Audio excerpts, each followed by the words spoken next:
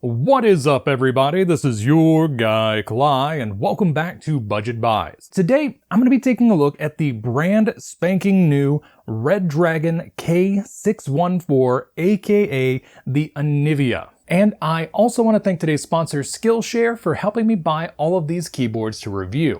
More about that later on in the video. This is a 60% low-profile wired mechanical gaming keyboard that currently sells for about $50, but as of the recording of this video, there is a $3 off coupon on Amazon.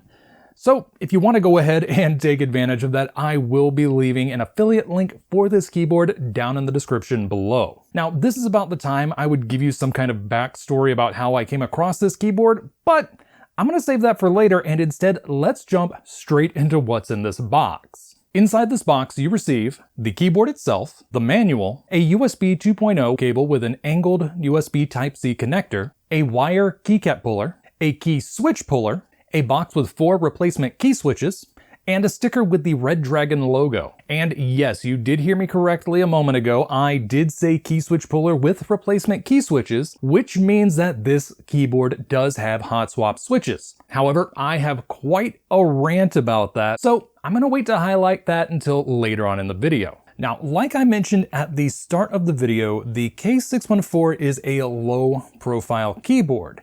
And as you can see, it definitely lives up to that name. However, me just calling this low profile without comparing it to something else isn't really going to drive the point home. In a perfect world, I would have another one of Redragon's 60% mechanical keyboards to compare this to, but sadly, I haven't picked any of those up yet. However, I do have the next best thing, and that's this PicTech PC335A. Which is practically a beat-for-beat reproduction of the Redragon K530, though it is missing a couple of features. Fortunately, it's also missing a bit of the price tag, coming in at around 50 to 30% cheaper depending on where you pick it up. As you can see, the PC335A is significantly thicker than the K614. And if you look at it from a side angle, it's even more apparent. For those of you looking for hard numbers, the K530/PC335A comes in at about 32.3 millimeters when measured from the very base of the keyboard all the way up to the highest point of the upper row's keycaps. By comparison, the K614 comes in at around 21 millimeters, so you're looking at about a 30% reduction in height. As for the build quality of the K614, we have some nice low-profile keycaps, as well as Redragon branded low-profile linear red key switches. Over here on the left-hand side, we have the USB Type-C port. Let's see if I can there we go, I can get the lighting on, as well as an indicator LED for when the caps lock is enabled. Also on the back of the keyboard, we have adjustable feet.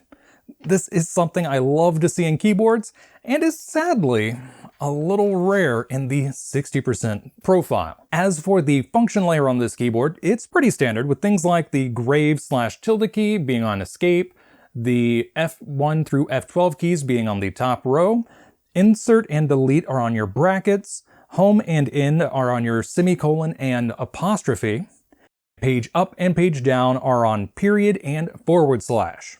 And on W, A, S, and D, you have your arrow keys. Though unfortunately, unlike some of the keyboards I've reviewed previously, hitting function and W does not toggle between standard mode and arrow key mode. Instead, you're going to have to keep function held down the entire time if you want to navigate via the arrow keys. Now for the less standard symbols on the function layer, if you hold down function and hit right alt, that's going to change your LED mode. Function and comma are going to change the speed of your LED effect. This cycles through 5 different speeds, and right control will flash when you're at the highest and when you're at the lowest setting. If you hold down function and hit M, that's going to change the brightness of your LEDs. If you're holding down function and hold down escape for 3 seconds, that's going to do a reset on your board, which will come in handy with a feature I'm going to talk about later. Holding down function and hitting Windows will lock the Windows key until you hold down function and hit the Windows key again. And holding down function and hitting the spacebar is going to let you change the color of the LEDs in the effects where that's applicable. And to be honest, this is my favorite feature on this keyboard, so let's demonstrate that. But instead of using the admittedly nice cable that was included with this keyboard, I want to use my custom chainmail cable. For those of you wondering how I made this cable, yes, I do have a tutorial in the works, but I've been dragging my feet about it a little bit. But maybe some likes and comments about it will motivate me to get my act together. Who knows? Now, what happens when you hold down function and hit the spacebar is that each and every key becomes a different color, while the spacebar flashes multiple colors. And this allows you to hit any of the lit up keys to select that color for your lighting effect. And if you hit the spacebar, you're going to enter rainbow mode. Though while some effects are going to give you a nice presentation such as this, others are going to give you a random color per key depending on what's happening. However, personally, I like the lime green over here on W. And the fact that I can set that from the board itself instead of having to do that from the software that you download from Redragon's website, more about that later, is excellent. Now, before I do the typing sound test, I just want to talk about what I think about how these keys feel. And the answer is that I really like these, despite the fact that I'm not really that keen on linear switches. I'm not saying my favorite switches are clicky switches, far from it in fact, because while I don't mind them for things like gaming, if I'm typing on a keyboard that has clicky switches, it tends to throw me off a little bit. Most clicky switches are just the right pitch to frazzle my brain a bit and make me lose my train of thought.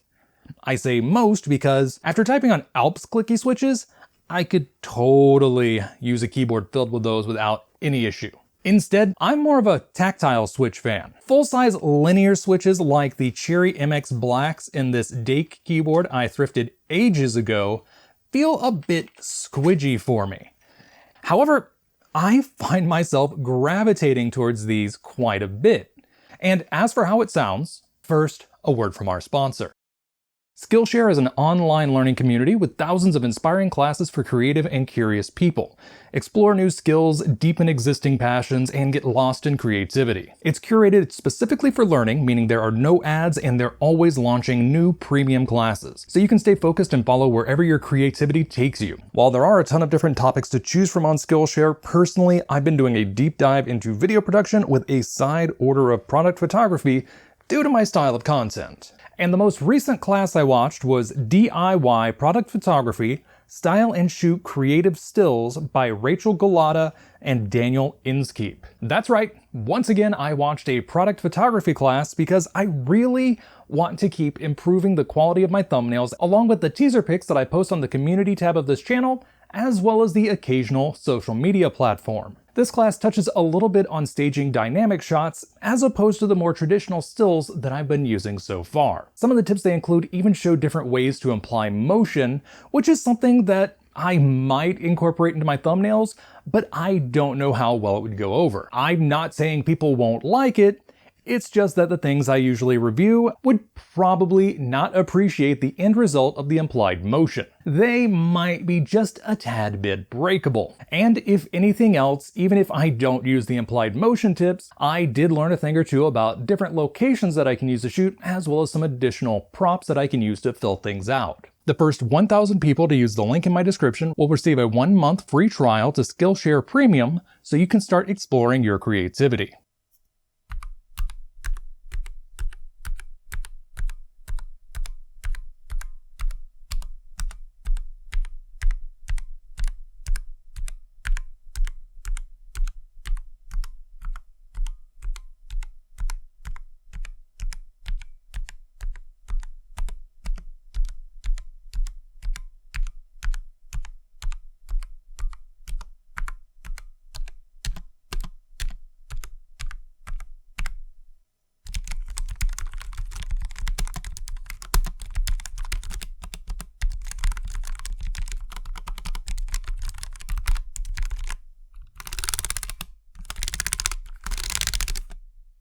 Now, before I start the light demo, I do want to mention that there are flashing lights, and if you're sensitive to such things, feel free to skip ahead a bit. And while that's going on, I might as well do the bit of rambling that I skipped over at the start of the video because, well, I just enjoy doing that. The main thing I want to ramble about is the fact that I'm really enjoying this low-profile mechanical keyboard a lot more than I expected to, especially since I've had a Cherry ML4100 for a while now that I picked up at a thrift store for $4, and I haven't been the biggest fan of it. I guess I'm not a big fan of the feel of Cherry ML black low-profile switches. However, after trying out these Redragons, I'm really interested in seeing how the new Cherry MX low-profile switches feel, as well as other low-profile switches like those from Kale and Altimu. And to be honest, I'm also now really intrigued by a low-profile 60% membrane keyboard I found a while back, and it was at this moment I realized that I'm probably going to end up reviewing every single 60% membrane keyboard on the market. I mean, heck, I've already got another one on the way that's completely different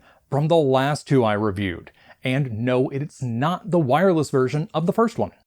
Also, thinking about low-profile mechanical keyboards, there is one from Cooler Master that is also 60%, but it has a price tag more than double that of the Anivia featured in this video. I'd love to check it out at some point, but that's probably going to have to wait until either my channel blows up or Cooler Master reaches out to me and offers me a free one. And here we have the customization software for the Redragon Anivia. You can download this on redragonzone.com. Just remember there is only one D in Redragon. And with this software, you can do several different things with this keyboard, with the default screen being where you can adjust the backlight. Now I'm starting off with the fixed color setting in RGB mode, but if you uncheck the RGB box, you can set any solid color you like. Not only do you have a number of quick select options, but you can also use the RGB palette or just adjust the individual RGB values. Though those two options are a little bit tricky due to the fact that just like pretty much every RGB keyboard I've used, it works best if you're only adjusting two different values. If you bring up the third one too much, your LEDs are pretty much just going to end up white. Because of that, I much prefer changing my backlight color using the options built into the keyboard. Now, while changing the backlight colors is all well and good, that's not actually my favorite part of the software. And to get to my favorite part of the software, you're going to need to uncheck the box that says lights. When you do that, you're presented with a blank keyboard image, and from here you can actually change what each key is going to do. Not only can you just rebind it to any other key on the keyboard, with or without modifier keys, but you can also give it one of the functions shown in this drop-down menu, or in my opinion, the best thing you can do is apply a macro. Now, as you can see, I don't actually have any macros to apply, so we're gonna have to make one. Click the macro button, and that will bring up the list of your available macros.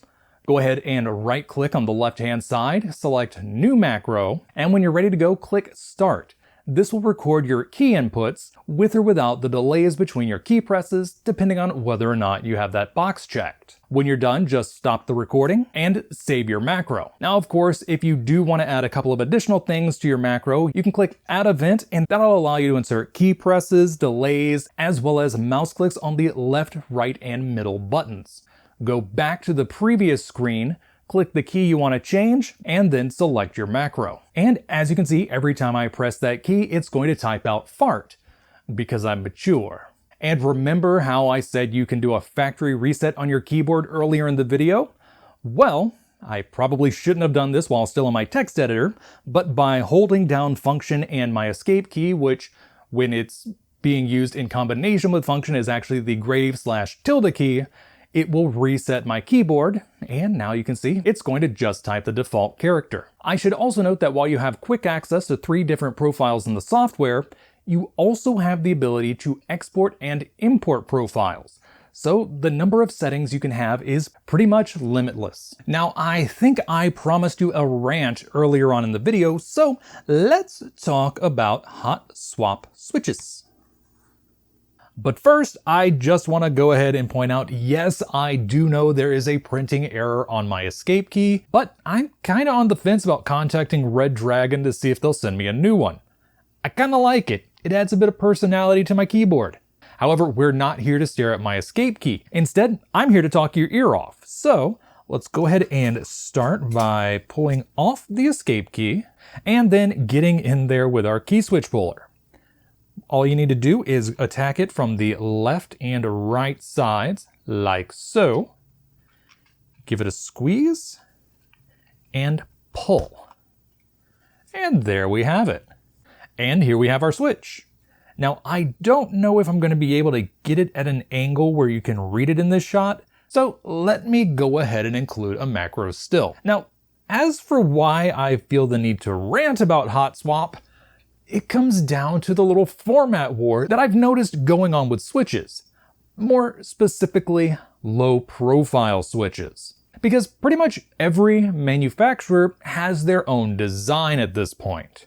And yes, I do know that there are multiple styles of manufacture for standard size switches as well, but these days you can kick over a rock and find 15 Cherry MX compatibles. And as such, pretty much every board you see these days outside of the ones from a couple of companies are going to be using that profile. Heck, even though there's still a bit of a format war going on in the optical switch arena as well, you are starting to see more compatibles. However, the same cannot be said at this moment with low profile switches. And heck, even the switches that are used in some of the older Redragon low profile keyboards, like the K614. That keyboard uses Altimu low profile switches, and while they do have a similar stem style to these Redragon switches, they don't use the same pin configuration. And I don't even mean they threw in a couple of additional plastic prongs on the bottom. Instead, what happened is we have Redragon switches here, which, based on my research, use the same pin layout as Cherry MX low profile switches, not to be confused with Cherry ML low profile switches, though they do have a more narrow center peg, coming in at around 4.4 millimeters to the Cherry's 4.9 millimeters, and this hole is sized to match. On the flip side, the Altimu low profile switches seem to use the exact same base configuration as a standard Altimu switch. And fortunately, I just so happen to have one of those on hand. Just go ahead and pull the cap, pull the switch, because I set this thing up as Hotswap myself. And there you go. Let's flip it over so that the LED portion is there. And as you can see, while the center stem is similar, though this one is a little thicker, the pins are laid out ever so slightly differently, with the Altimu making one of the pins off-center. Okay, I know this isn't a huge deal, but I did want to talk about this a little bit in depth due to the fact that one of the more popular things to do in the mechanical keyboard community is to swap your switches, usually with some that are seen as more premium. Though apparently that's not something that's going to be happening with low-profile mechanical keyboards for a little while. Okay, all of that ranting aside, I do think that this little keyboard is a great grab for $50. And like I said at the start of the video, there is a $3 off coupon for this on Amazon as of the time that I'm recording this, and I am putting an Amazon affiliate link to it down in the description below. And I see this as a great addition to Redragon's catalog, right alongside their similarly priced but significantly thicker K630 RGB edition. It's definitely the more portable option out of the two, especially due to the fact that it's only wafer thin. Yes, I know there is an obvious Monty Python joke in that, but my French accent is even worse than the one in that movie, so I'm not gonna do it. And on that failed attempt to recover another failed attempt of a joke, until next time, this is your guy Cly, signing off.